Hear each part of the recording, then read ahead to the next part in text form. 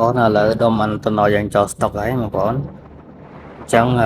ngàyนี้mình cho stock tầm mùi mà còn cứ hàng với do sẽ trả mà đã là sa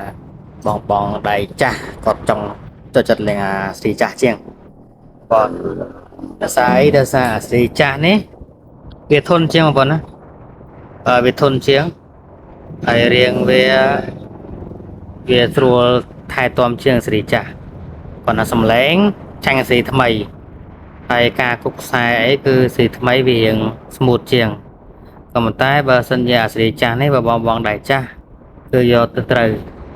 វា design មករៀងធ្ងន់ជាងធ្ងន់ដៃស្រាប់ស្រួលមកហើយយើងអាចមើលបានហ្នឹងធ្ងន់ណាអាសេរីចាស់បងប្អូនណាអាសេរីចាស់ធ្ងន់ជាងតួវារឹងជាងអាសេរីថ្មីនេះរៀងស្រាលហ្នឹងបងប្អូនអាសេរីថ្មី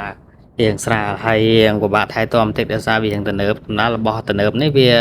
ថែទាំរៀងពិបាកតិចដោះដូរវាពិបាកជាងអាសេរីចាស់អញ្ចឹងបងប្អូនដែលគាត់ចង់បាន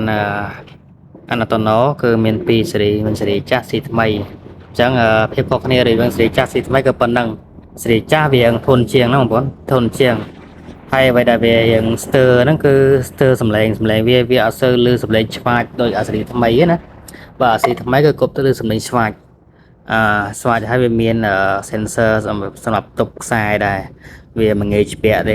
តែបើអាសេរីចាស់នេះវារៀងបែប classic ជាងអញ្ចឹងបងដែលគាត់ដៃចាស់ហើយខ្ញុំ recommend ប្រើនេះគឺវាស្អាតហើយធន់ងាយស្រួលដោះដើម្បីជូតសម្អាតបើអាសេរីថ្មីយើងពិបាកដោះជាងអញ្ចឹងហើយតម្លៃក៏អាសេរីចាស់នេះរៀងធូរជាងបន្តិចណាស់ធូរជាងបន្តិចក៏ប៉ុន្តែខ្ញុំនិយាយចឹងគឺសេរីចាស់ធន់ជាងបងប្អូនសេរីចាស់ធន់ជាងហើយអាសេរីថ្មីនេះវាក៏ធន់ដែរតែគាត់ថាការថែទាំវារៀងពិបាកជាងបងប្អូនណាហ្នឹងហើយការថែទាំវារៀងពិបាកជាងសម្រាប់បងប្អូនដែលគាត់អត់សូវចេះថែទាំអញ្ចឹងខ្ញុំ recommend ឲ្យយកអាសេរីចាស់នេះទៅសេរីចាស់នេះយើងលេងហើយ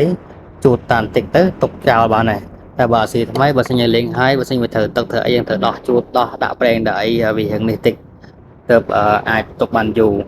អញ្ចឹងបងប្អូនសម្រាប់ថ្ងៃនេះអាណាតូណូយើងមានចូលមកមានទាំងពីរសេរីversion ចាស់នេះ version ទី1ហើយអានេះ version ទី2របស់ក្រុមហ៊ុនអាណាតូណូនេះហ្នឹងហើយបងប្អូនអញ្ចឹងចំពោះតម្លៃបងប្អូនអាចឆាតចូល Telegram ឬក៏ inbox មក page របស់យើងបាទសូមអរគុណ